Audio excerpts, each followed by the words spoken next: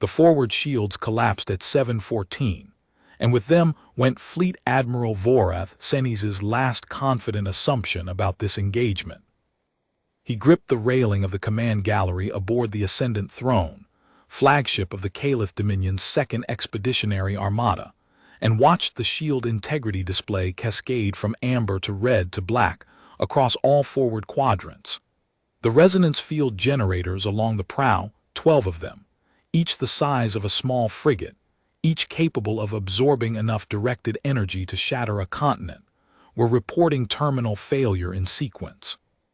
Not because of a single overwhelming strike, but because the human warship had hit them 17 times in 90 seconds, each shot landing in a slightly different harmonic frequency, each one forcing the shield matrix to recalibrate, each recalibration window exploited by the next shot before the generators could stabilize. The shield system was designed to withstand sustained barrages from entire fleets. It was not designed for an attacker that learned its resonance pattern in real time. 1,700 warships under his authority, 412 years of combined fleet experience on his bridge staff alone, the most decorated armada in Dominion history, undefeated across 9 campaigns spanning 3 centuries of expansion, and a single human vessel was taking them apart. Forward battery clusters 7 through 19 are non-responsive, reported Tactical Coordinator Yensel, her voice cracking around the edges despite her training. The hull plating along the ventral axis is deforming under repeated kinetic impacts. We are venting atmosphere on decks 40 through 46. Fire suppression systems on deck 42 have failed. Damage control teams are rerouting from the port side. Prioritize engine integrity, Senis interrupted. Everything else is secondary. If we cannot maneuver, we are a target. He was watching the tactical projection, where the human warship, a vessel his analysts had designated unregistered contact Sigma 1, was executing a maneuver that his navigational staff had unanimously declared impossible 14 minutes ago. The ship had rolled onto its lateral axis at full combat speed, presenting its narrowest profile to the Ascendant Throne's broadside while simultaneously bringing its dorsal weapon, arrays to bear on the 3 cruisers flanking the flagship. 2 particle beams and a spread of kinetic rounds fired in a single coordinated burst, not sequential, not staggered, but timed to arrive at 3 separate targets within a quarter-second window so that no target could receive support fire from the others during the impact. All 3 cruisers were now burning. The Sovereign March was breaking apart along its midship axis, atmosphere streaming from the rupture in crystallizing plumes. The Herald of Dawn had gone dark, no emissions, no transponder, dead in the void. The Crimson Protocol was still intact but drifting, its engine section sheared clean from the hull by a kinetic impact that had struck with surgical precision at the structural join between the engineering module and the main fuselage. 14 minutes, 3 cruisers, 1 ship. Helm, execute evasive pattern ascending crown, Senis ordered. All ships, reform on the flagship. Close the formation envelope to standard engagement density. Admiral, Navigation Officer Drethai said, and then paused in a way that made Senis's secondary stomachs clench. Evasive pattern ascending crown requires coordinated thrust from all 4 engine clusters. Cluster 2 is operating at 31% capacity due to coolant contamination from the Deck 44 breach. Cluster 4 is offline entirely. The control linkage was severed by the 3rd kinetic impact. Senis closed his inner eyelids, a gesture his species made when processing information that did not conform to existing models. He had been making it a great deal in the last 14 minutes. The human warship fired again, not at the Ascendant Throne this time, at the destroyer screen that Senis had positioned in a classic Caliph containment arc around the engagement zone. The containment arc was doctrine. It was what you did when a single vessel broke through the outer perimeter. Surround it, compress the engagement space, deny it room to maneuver. Every fleet commander in the Dominion learned it in their second year at the Naval Academy. 36 destroyers arrayed in 3 concentric rings, overlapping weapon arcs creating a cage of intersecting fire that nothing could navigate without taking hits from at least 7 directions simultaneously. It worked against every adversary Senis had ever faced. It was working now. The human ship was contained within the sphere, exactly as doctrine prescribed. Sensor returns confirmed it was sustaining damage. Hull plating along its port side was scoring and pitting under the sustained fire from the inner ring of destroyers. The problem was that the human ship did not seem to care. 3 destroyers in the containment arc detonated simultaneously, not sequentially, not in a spreading chain, but at the same instant, hit by 3 separate weapon systems from the human vessel firing in 3 different directions while the ship was in a rolling turn. Each shot had threaded the gap between overlapping fire arcs, gaps that existed for less than 2 seconds during each rotation cycle of the containment ring, and struck targets that the doctrine said were protected by crossfire coverage from their neighbors. The tactical projection updated. The containment arc now had a gap, a 17-degree window where no destroyer's weapons covered the escape vector. The human ship was already moving toward it, accelerating with a thrust curve that suggested the pilot had identified the gap before the destroyers were destroyed, and had begun the escape maneuver in anticipation of creating it. "It is heading for the gap," Jensel said, unnecessarily. Everyone on the bridge could see it. "That gap should not exist," Drethais murmured. "The containment geometry accounts for up to 4 simultaneous destroyer losses before a viable escape window opens. 3 losses cannot create a gap unless—" He stopped. His crest, normally held erect in the manner of confident senior officers, slowly flattened against his skull. "Unless the attacker knows which 3 to destroy," Senis finished for him.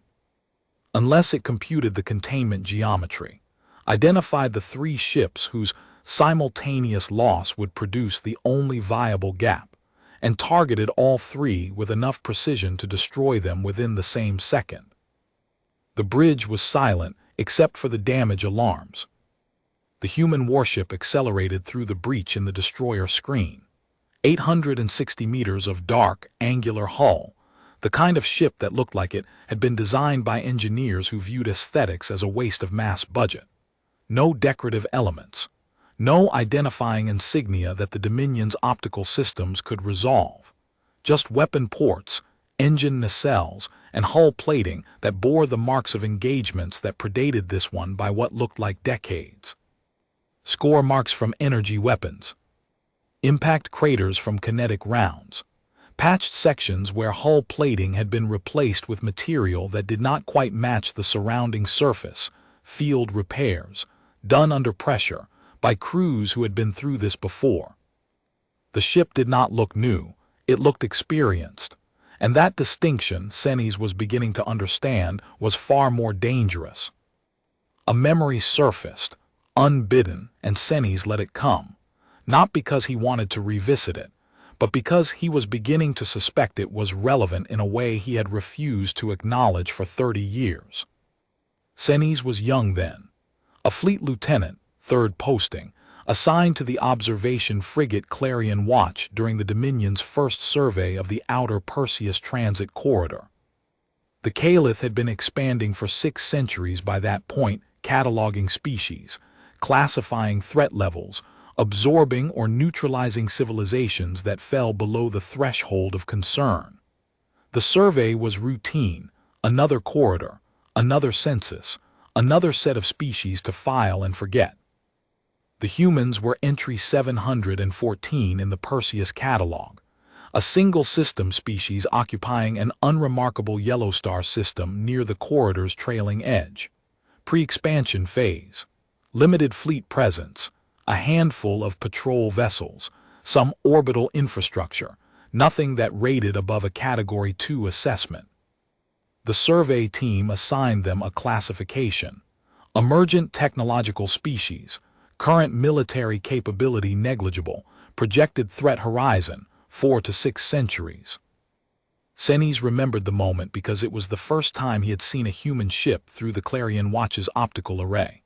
A small vessel, barely 200 meters, a patrol craft by any standard. Worn hull, mismatched plating along its port quarter where a repair had been made with whatever material was available.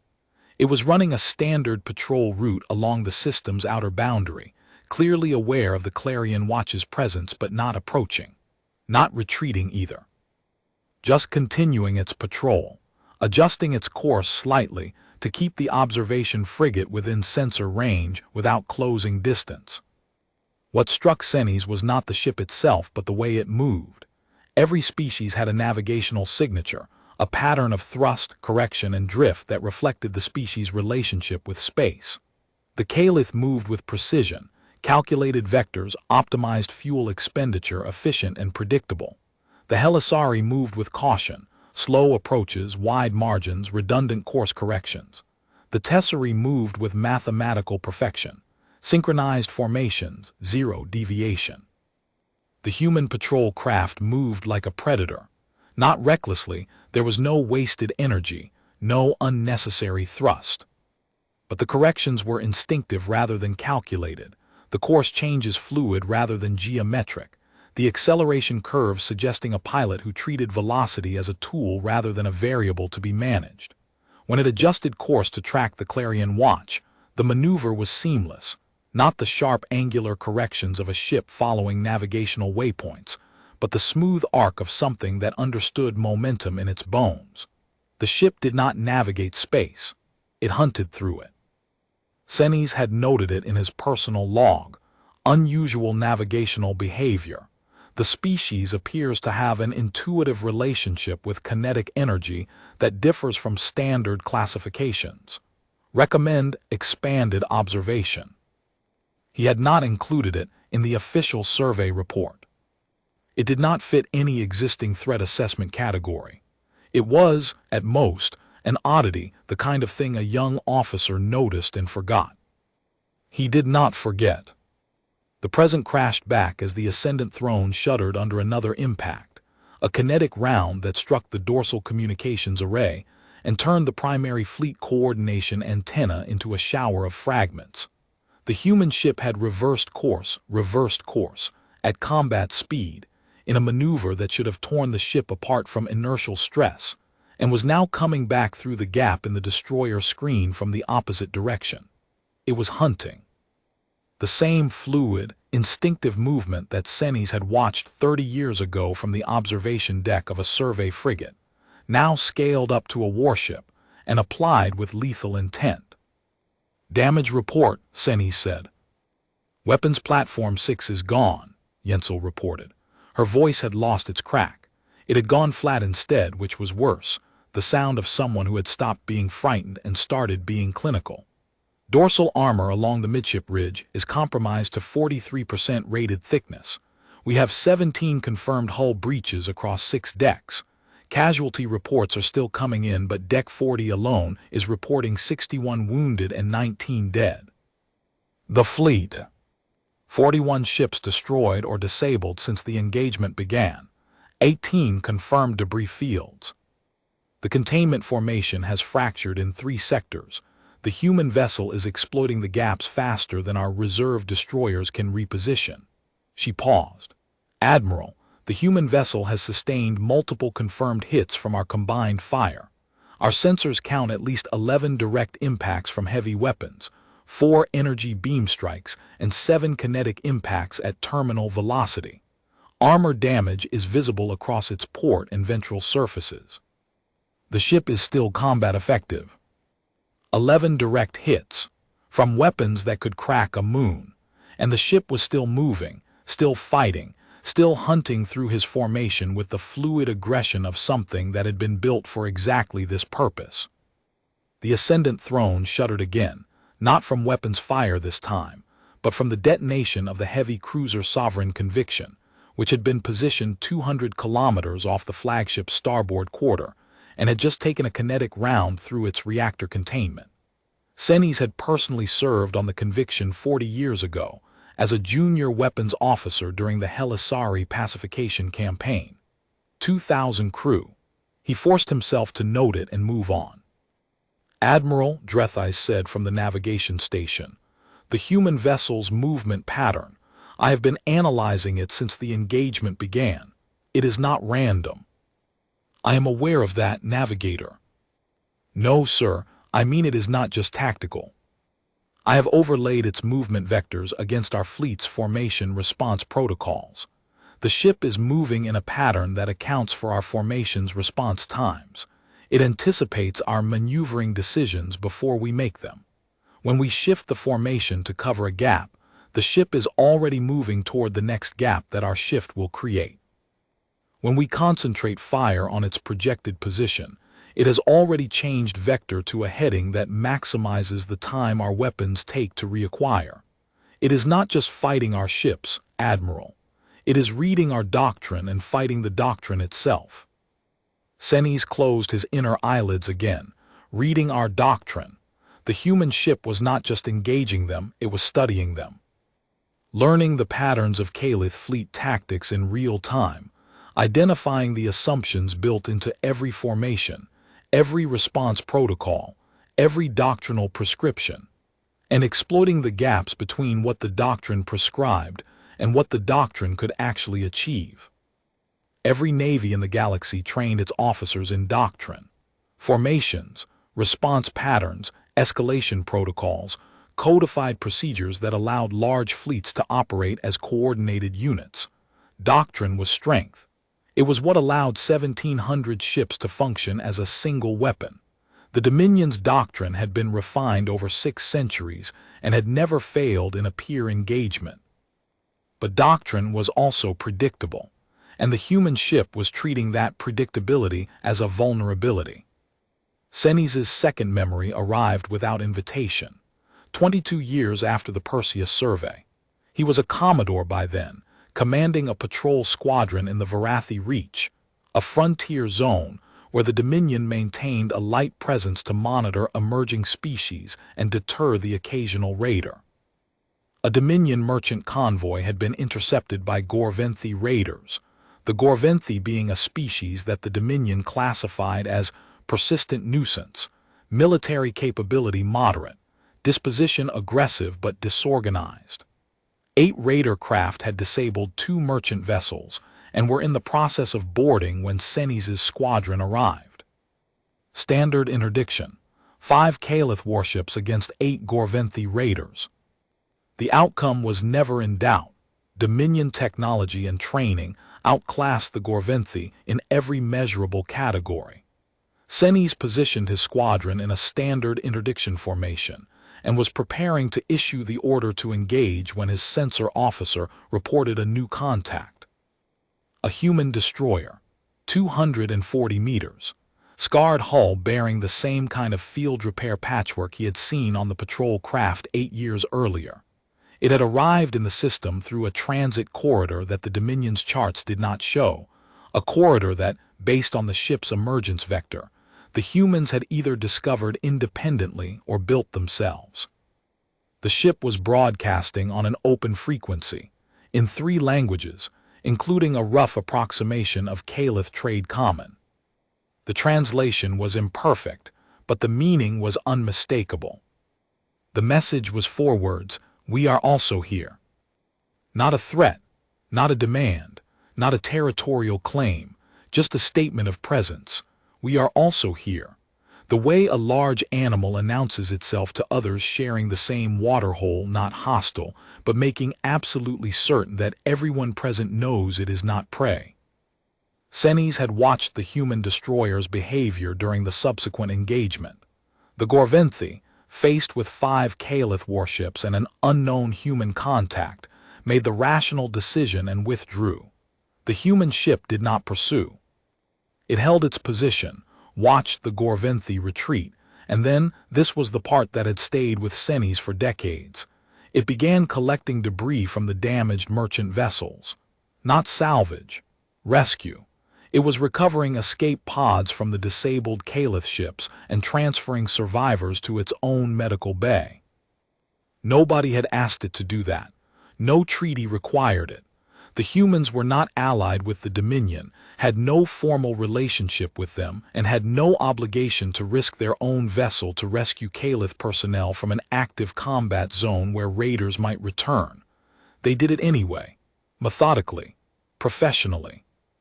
The destroyer moved through the debris field with the same predatory fluidity Senis had observed in the patrol craft, but now that fluid motion was turned to a different purpose, threading between tumbling wreckage, matching velocity with spinning escape pods, extending docking clamps with a precision that suggested a crew that had done this many times before. When Senis' squadron approached to retrieve the survivors, the human captain had communicated via text-only channel. The audio translation systems were still rudimentary at that point in human-Caliph relations. The message was brief and professional. A list of 29 survivors recovered. A medical status report for each. A note that 3 of the Caliph wounded had required emergency surgery, and that human surgical techniques might not align perfectly with Caliph physiology, but that the ship's medical officer had done her best with the anatomical references available. The note ended with a line that Senis had translated, retranslated, and then had translated a third time by the squadron's linguistics officer to make absolutely sure he was reading it correctly. The sea does not care whose flag flies above the drowning. Neither do we. Senis had filed a supplemental report after that incident. It was classified within 72 hours. The Dominion's Strategic Assessment Bureau had upgraded the human species from Category 2 to Category 4, limited but notable military capability, significant independent technological development, disposition cooperative but unpredictable, and recommended continued observation with no direct engagement. The supplemental report gathered dust for 22 years. Senis had checked its status exactly once per year. Nobody had ever read it. Another impact rocked the Ascendant throne, this one hard enough to send unsecured objects skidding across the bridge deck. The lights flickered, and Senis heard the deep structural groan of hull plating flexing beyond its rated tolerance. On the tactical display, the human warship had just destroyed 2 more ships from his formation, a heavy cruiser and a frigate that had been attempting a coordinated pincer approach at knife-fight range. The cruiser had attacked from above, the frigate from below. Standard Caliph paired approach, designed to split the target's defensive fire between 2 simultaneous threats. The human ship had solved the problem by ignoring the frigate entirely, pouring all available fire into the cruiser for 11 seconds until it cracked, and then turning on the frigate, which was now alone, unsupported and within point-blank range, and destroying it in 4 seconds. It had refused to divide its attention the way the doctrine assumed it would, had instead accepted hits from the frigate to concentrate everything on the larger threat first, and had won both engagements by fighting them sequentially instead of simultaneously. "Admiral," Dreadnought said from the navigation station, "I have completed my analysis. The human vessel's movement pattern over the last 41 minutes matches no tactical database in our records. It is not executing any known formation approach, any catalog species combat doctrine, or any historical pattern from any engagement in our archives. The ship is improvising. Every maneuver is original. Every maneuver is original, not variations on a template, not adaptations of a known pattern. Original, in the way that a predator's movements through unfamiliar terrain were original, responsive to the specific conditions of this specific engagement, invented in the moment, never to be repeated because the next engagement would have different conditions requiring different inventions."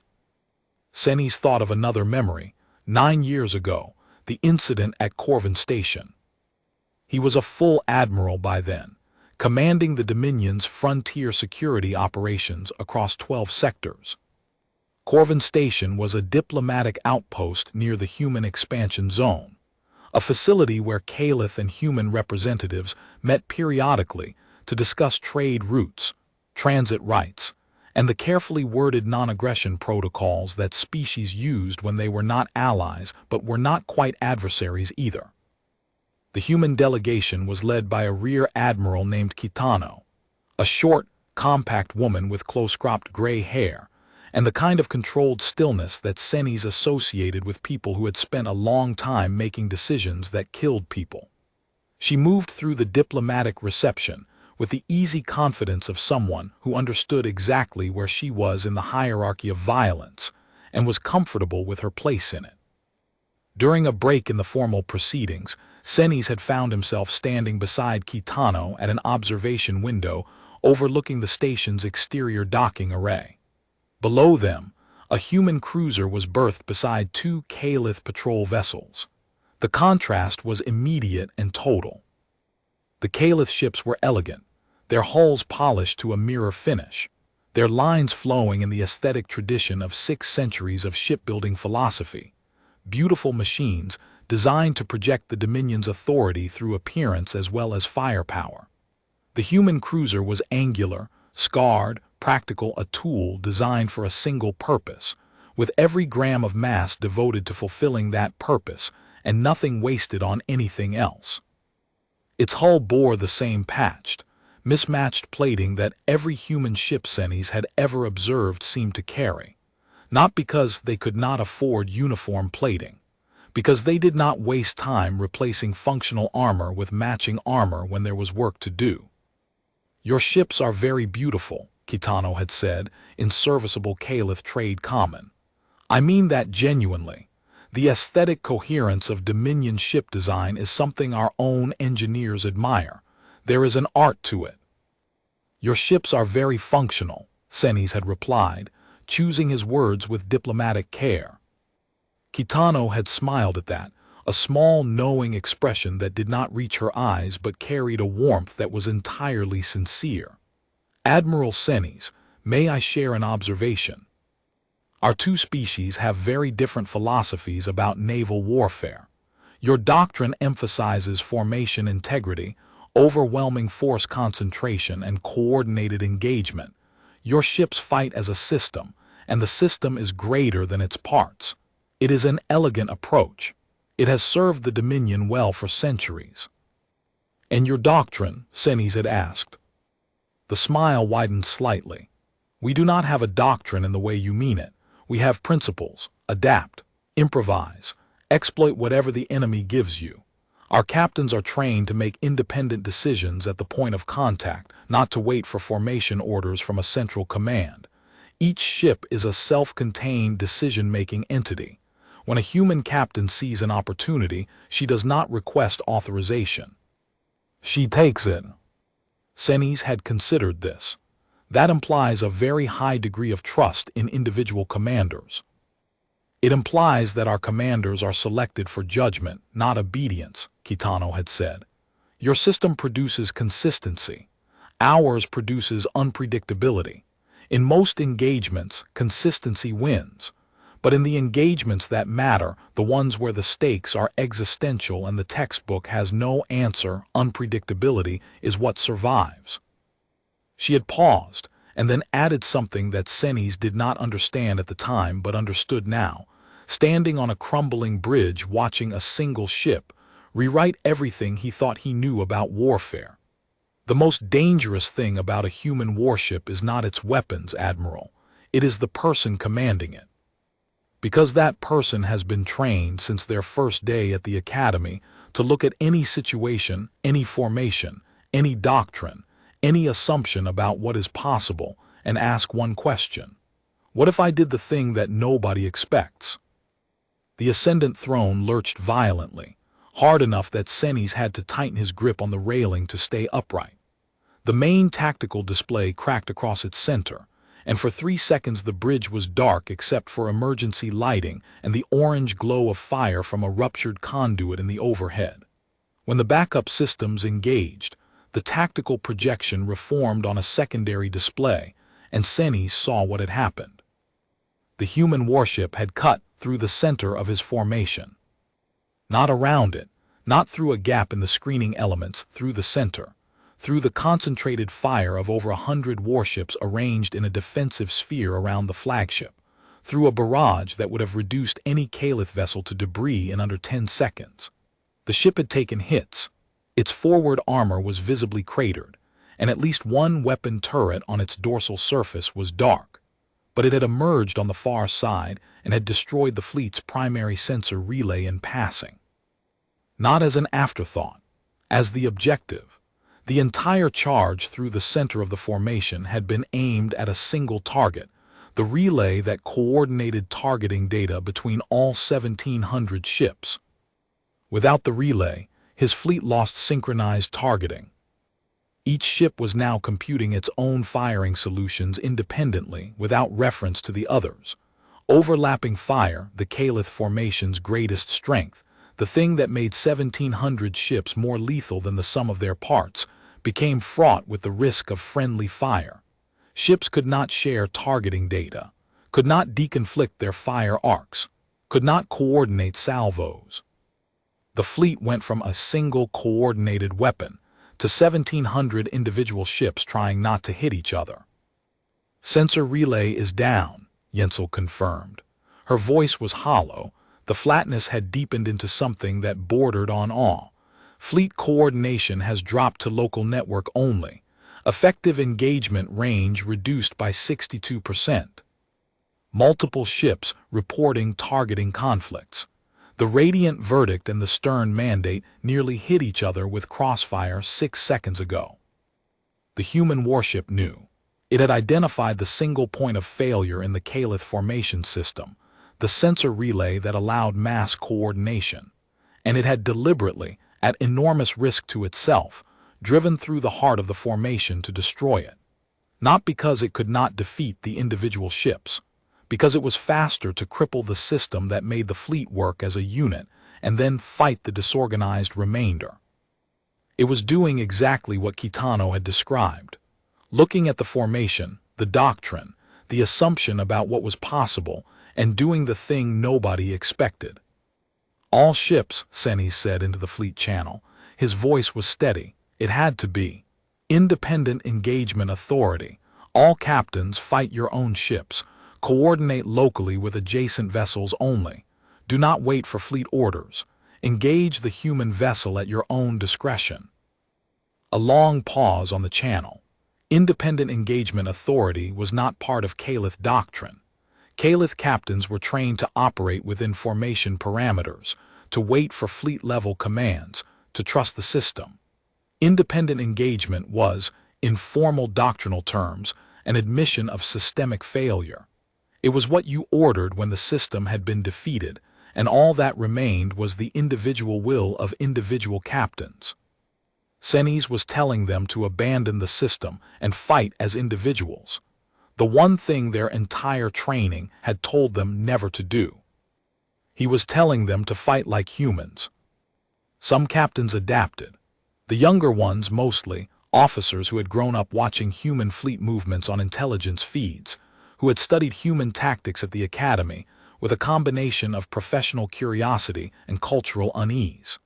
They broke from formation, spread out, began engaging the human warship from multiple independent vectors with unpredictable timing and varied approach angles. Their fire was less coordinated but harder to predict. The human ship's advantage, its ability to read doctrine and exploit the gaps, diminished when there was no doctrine to read. The older captains struggled. They held formation positions that no longer existed, waited for fleet orders that were not coming, tried to execute coordinated maneuvers with ships that were no longer coordinating. Some of them got in each other's way. The crystalline wrath and the perpetual shield collided at low speed while attempting to execute the same flanking maneuver independently, neither aware of the other's intentions. Some of them got killed. The Obsidian Mandate held its position in a formation that had dissolved around it, and was destroyed by a focused burst from the human ship that lasted 4 seconds. The human warship adjusted. Of course it did. Its captain recognized the shift in Caliph behavior within minutes and adapted its approach.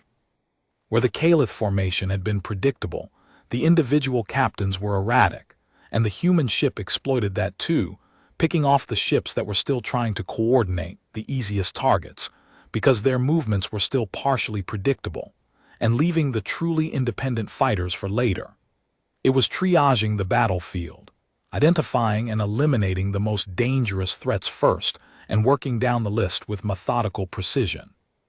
The truly independent fighters, the young captains who had broken formation and were improvising, gave the Relentless its hardest fight of the engagement. A light cruiser commanded by someone whose name Senis would later learn was Subcommander Karis Voth managed to land 3 consecutive hits on the human ship's dorsal section by approaching from an oblique angle that no doctrinal manual prescribed. The Relentless responded by pivoting, not turning, pivoting, the entire 860-meter hull rotating around its center of mass with a speed that should have been structurally impossible, and driving directly at Voth's cruiser at full acceleration. Not firing, just closing distance at a velocity that Voth's weapons could not track. At 400 meters point-blank range, suicidal range, the kind of range where weapon systems physically could not depress far enough to hit a target passing underneath, the human ship released a spread of close-range munitions that shredded Voth's ventral armor and knocked out her engines. The cruiser went dark and drifted, not destroyed, disabled, specifically, precisely, deliberately disabled rather than destroyed. It was the 3rd time Senis had observed the Relentless disable a ship rather than destroy it when a kill shot was available. The pattern was not accidental. The human captain was making a choice, expending additional targeting precision to cripple rather than annihilate, which was harder, which required more time, which was tactically suboptimal by any measure that valued efficiency. But it was not tactically suboptimal if the goal was not maximum destruction but maximum persuasion. Disabled ships could report what had happened to them. Debris fields could not. Senis filed that observation next to the others, and felt the weight of 3 decades of accumulated data pressing against the inside of his skull. 2 more exchanges followed in rapid succession. A destroyer group, 4 ships acting in loose coordination, their captains communicating by line-of-sight laser to avoid the broken fleet network, attempted a simultaneous attack from 4 cardinal directions. The human ship could not evade all 4 vectors. It chose to absorb the hits from 2 directions, port and ventral, where its armor was already compromised, and concentrated all remaining weapons on the 2 ships approaching from starboard and dorsal. Both were destroyed in under 8 seconds. The other 2 scored direct hits that crumpled additional sections of the Relentless's port armor and knocked out what appeared to be a secondary power junction. A section of the hull went dark, lights extinguishing in a spreading wave across 6 decks of the human ship. The Relentless staggered. For 3 seconds that Senis would later verify against the sensor logs, the human ship's drive output dropped to 11%, and it drifted on momentum alone. The bridge of the ascendant throne held its collective breath. This was the moment, the killing blow, the instant when accumulated damage finally exceeded what the human vessel could absorb. Then the drive output climbed, 11% to 24, 24 to 51, 51 to 68. Someone aboard that ship, an engineer, a damage control team, a crew member working in a section of hull that was crumpling around them, had rerouted power around the damaged junction in 3 seconds. 3 seconds to diagnose a catastrophic power failure, identify an alternative routing, and execute the switch, under fire, in a ship that was being hit from multiple directions. Senis thought of Kitano's words. Our commanders are selected for judgment, not obedience. He suspected the same was true of every crew member on that ship, from the captain on the bridge to the engineer in the damaged section, each one trained to assess, decide, and act without waiting for orders from above. In 41 minutes, The human warship had destroyed 63 Caliph ships, disabled 29 more, and crippled the flagship's forward combat capability. Its own hull showed the marks of dozens of impacts. Armor plating was missing across large sections of the port flank, exposing the structural skeleton beneath. At least 2 weapon arrays appeared to be offline, their turret housings shattered, the mechanisms inside dark. An engine nacelle was trailing debris, and the ship's acceleration had noticeably decreased in the last few minutes. The ship was hurt, genuinely hurt. But it was still fighting, still maneuvering with that fluid predatory grace that Senis had first noticed 30 years ago on a young officer's observation frigate. Still hunting. And Senis, standing on the damaged bridge of the most powerful warship in the Caliph Dominion, understood something that he should have understood 3 decades ago, when a human patrol craft had moved through space like a predator, and he had noted it in his personal log, and then filed it away, and failed to act on what it meant. The Dominion had spent 6 centuries building fleets optimized for the galaxy as they understood it, a galaxy of species that fought in formations, followed doctrine, valued consistency and coordination, and treated warfare as a system to be perfected. The Caliph fleet was the pinnacle of that optimization. It was, by any systemic measure, the most effective naval force in known space. The humans had not built a fleet optimized for the galaxy. They had built a fleet optimized for themselves, for their instincts, their adaptability, their maddening refusal to fight the way the situation demanded, and their insistence on fighting the way the situation required. A Caliph captain looked at a battle and saw a problem to be solved within doctrinal parameters. A human captain looked at a battle and saw a problem. No parameters, no doctrine. Just the problem and every tool available and the freedom to use whatever worked. It was not superior technology. The human ship's weapons were comparable to the Caliph equivalent, perhaps slightly less powerful individually, but deployed with a tactical flexibility that amplified their effect beyond what the specifications suggested. It was not superior numbers. It was one ship against 1,700. It was not luck or surprise or some hidden advantage that the Dominion's intelligence services had failed to identify. It was philosophy. The human philosophy of war was fundamentally different from the Caliph philosophy of war, and the difference was this. The Caliph had perfected the art of fighting predictably, and the humans had perfected the art of fighting unpredictably. And unpredictability, as Kitano had told him 9 years ago while standing at an observation window overlooking a scarred human cruiser, was what survived when the textbook had no answer. The human warship was circling now, pulling back to regroup at the edge of the engagement zone. Its acceleration had slowed, damage to the engine nacelle was clearly affecting performance. Intermittent sparks trailed from a ruptured conduit along its ventral hull, and one of the remaining weapon turrets was tracking erratically, suggesting a targeting malfunction. For the first time in the engagement, there was a window, not a large one, but a window. "Fleet status," Senis said. 1,143 ships still combat capable, Jensel reported. 557 destroyed, disabled, or withdrawn. The human vessel is showing reduced acceleration and has lost at least 2 primary weapon arrays and 1 secondary array. Port armor is severely compromised.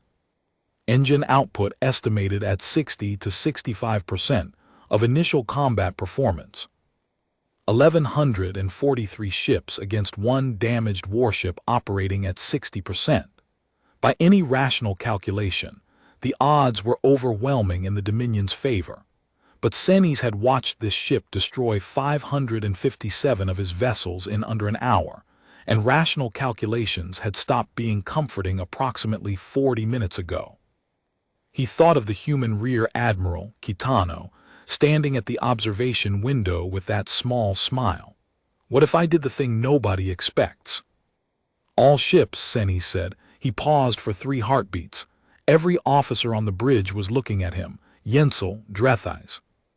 The damage control coordinators, the weapons officers, the communications staff. all of them waiting for the next tactical order, the flanking maneuver, the concentrated bombardment, the decisive blow that would end this engagement and destroy the human vessel that had humiliated the most powerful armada in the Dominion.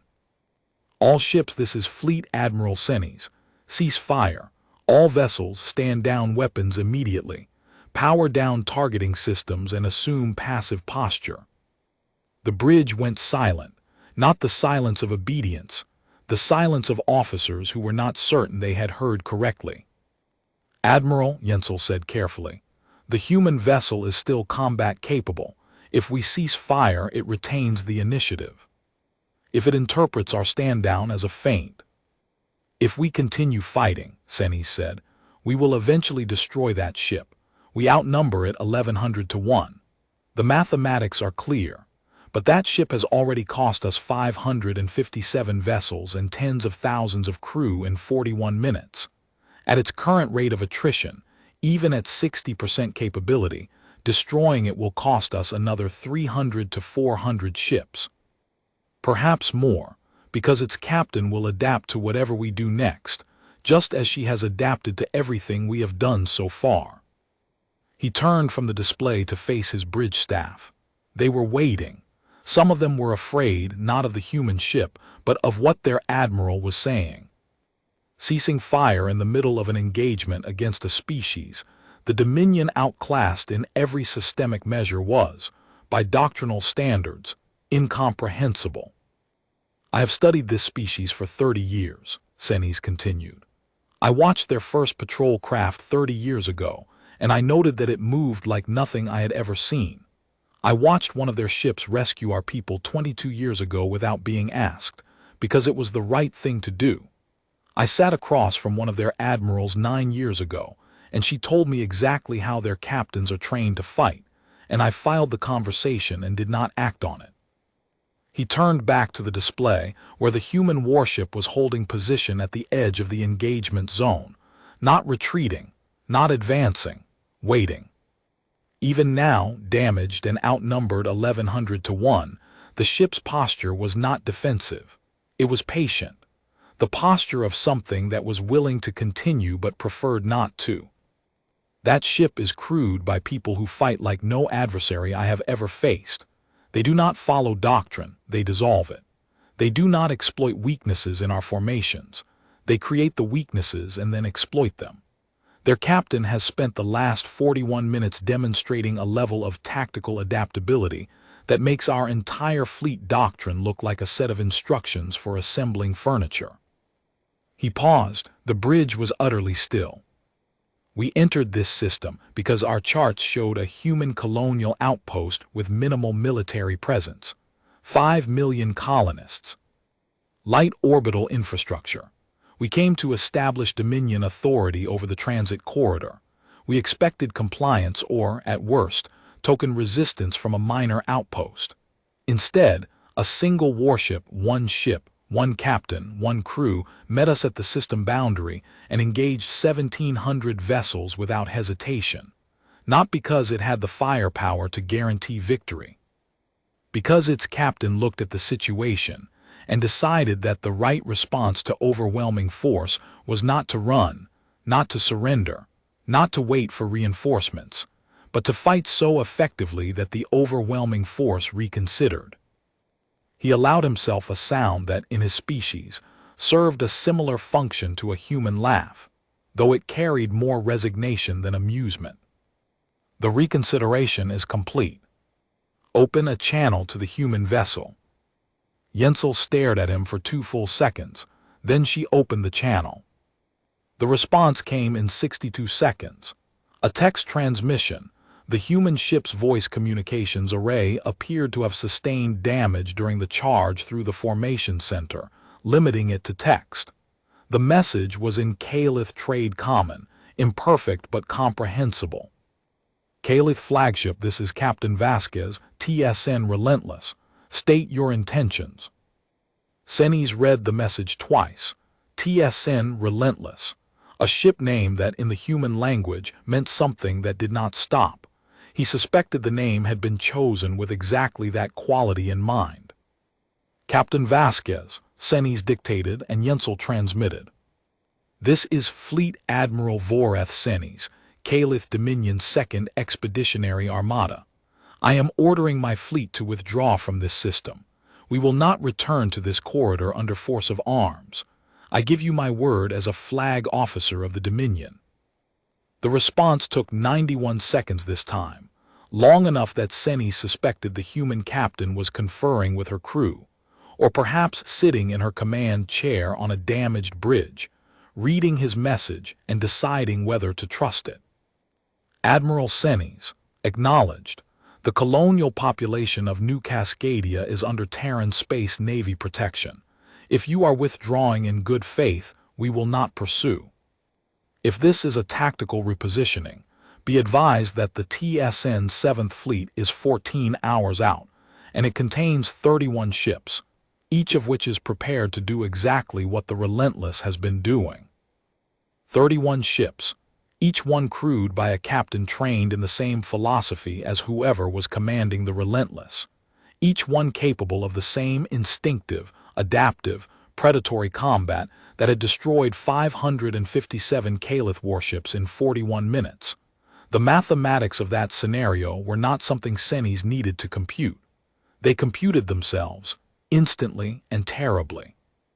It is not a tactical repositioning, Senes dictated. It is a withdrawal. I have one question, Captain, if you will permit me. Go ahead, Admiral. You engaged 1,700 warships with a single vessel. Your odds of survival by any model available to either of our species were negligible. No rational strategic calculus supports that decision. Why did you do it? The response came in 44 seconds. It was the shortest message in the exchange, and it was the one that Senes would carry for the rest of his career, the one he would include in the report that would reshape the Dominion's entire strategic posture toward humanity, the one that explained everything he had observed for 30 years and never fully understood. Because the people behind us could not leave, and we could not leave them. Senes read it 3 times. Then he read it a 4th time because the simplicity of it was staggering, not because it was naive but because it was absolute. There was no strategic calculus in the statement, no cost-benefit analysis, no doctrinal framework or risk-adjusted projection.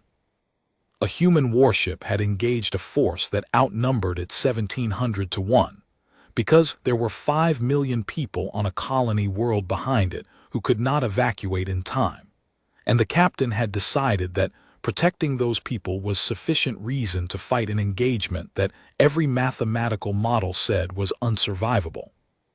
The sea does not care whose flag flies above the drowning, neither do we.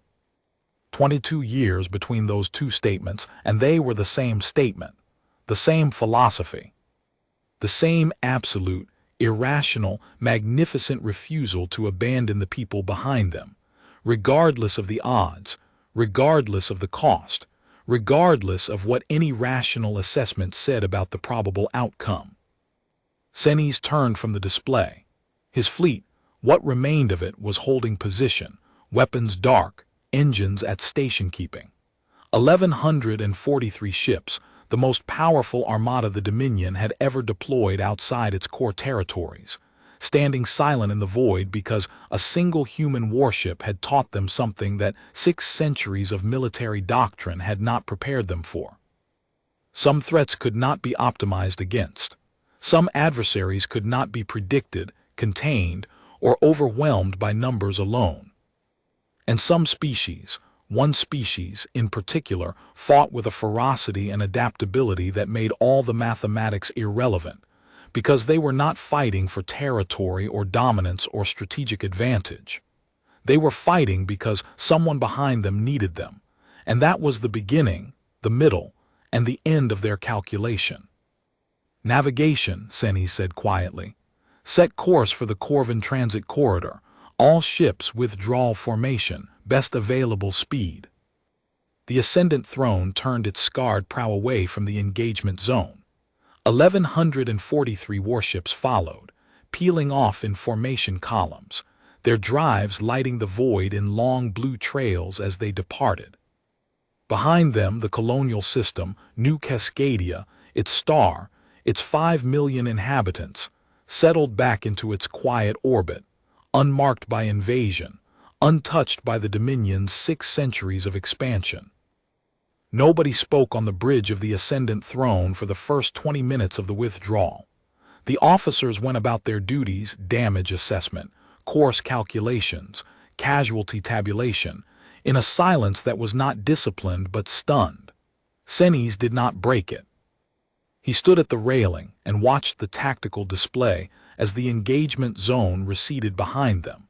The debris of 557 Caliph warships marking the space, where the most powerful armada in the Dominion had been turned back by one ship.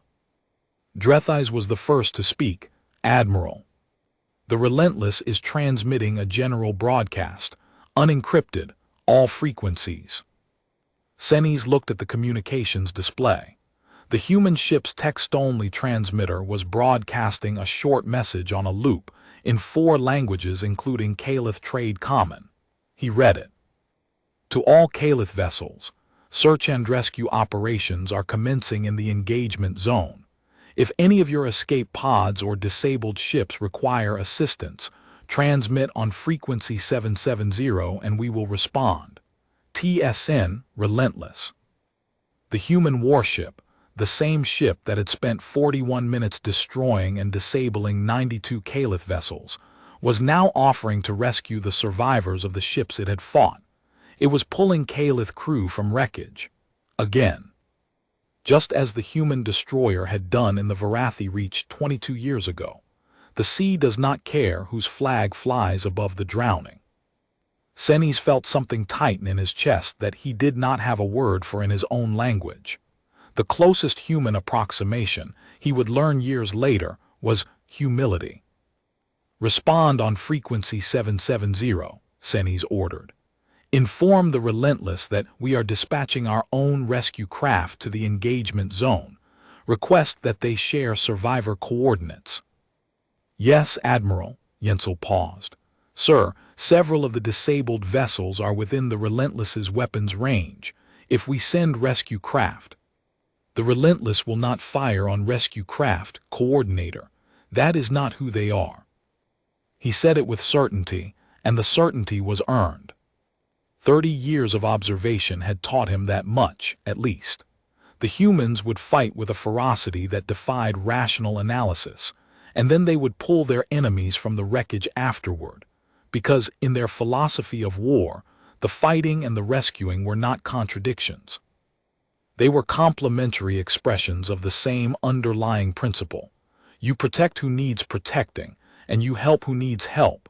And the fact that those categories sometimes included the people shooting at you 5 minutes ago did not create a conflict in the human mind. It was simply how they operated. Rescue operations proceeded for 6 hours. The Relentless recovered 47 Caliph crew from escape pods and disabled vessels, provided emergency medical treatment, and transferred all survivors to Caliph rescue shuttles without incident.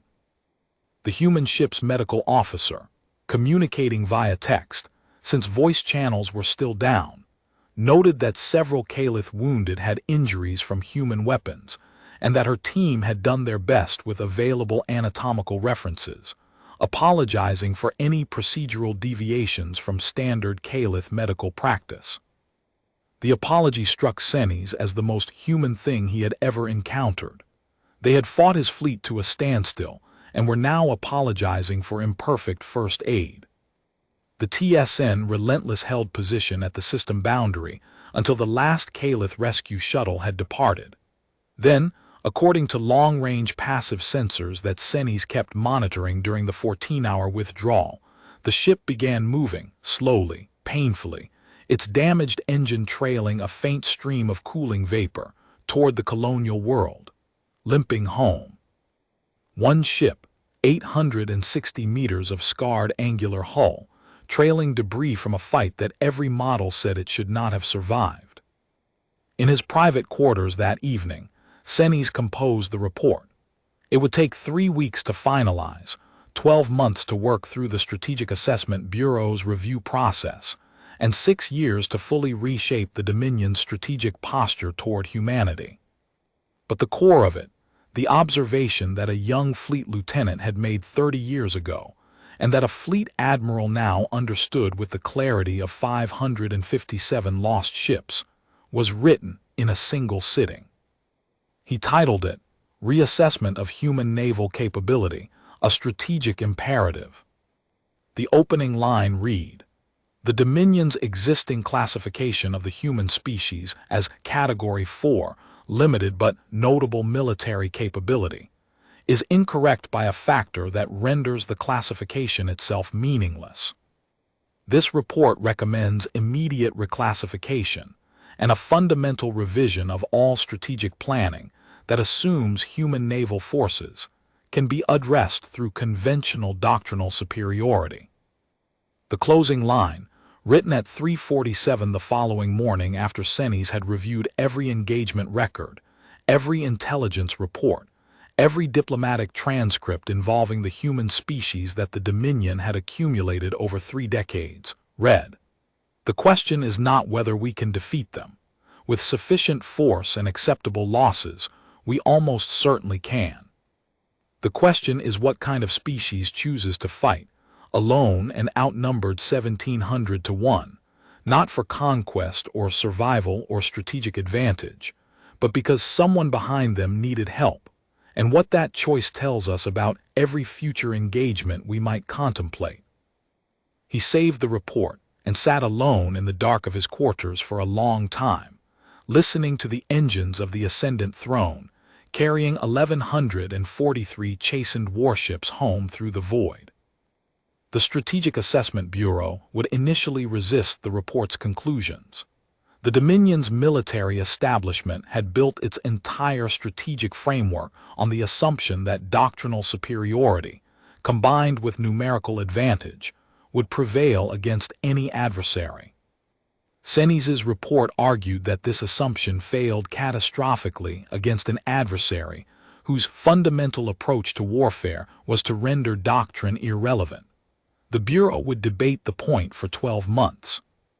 Then the Intelligence Directorate would present the complete human naval order of battle, not one ship, but 412 vessels of cruiser class or above, spread across 19 fleet groups, each commanded by a captain trained in the same philosophy of independent judgment and tactical improvisation that Captain Vasquez had demonstrated at New Cascadia, and the debate would end. 412 ships, each one crewed by people trained to fight like the Relentless had fought. The mathematics of that reality were simple enough that even the most entrenched doctrinal conservative could compute them. If one ship could destroy 557 Caliph vessels in 41 minutes, the Dominion did not have enough ships to fight humanity at those exchange rates. No one did. But the mathematics were not the point. They never had been. The point was the question that Senes had written at the end of his report, the question that would reshape Caliph's strategic thinking for generations. He thought of the Relentless, limping toward New Cascadia with a hull full of battle damage, and a crew that had fought 1,700 ships to a standstill because 5 million strangers could not leave. He thought of Captain Vasquez, sitting on a shattered bridge, making the decision to engage because the people behind her needed time she could buy with blood and steel, and the willingness to do the thing nobody expected. He thought of the patrol craft, 30 years ago, moving through the void like a predator. He thought of the destroyer, 22 years ago, pulling Caliph survivors from debris without being asked. The sea does not care whose flag flies above the drowning. And he thought of Kitano, 9 years ago, with her small smile and her quiet certainty. The most dangerous thing about a human warship is not its weapons, it is the person commanding it. 557 ships, tens of thousands of crew, 41 minutes, one human warship that would not leave. And the question that Senes knew, with the cold certainty of a man who had just watched the impossible happen, would define every interaction between the Dominion and humanity for centuries to come. What do you do with a species that fights like that, not because it can win, but because it refuses to leave?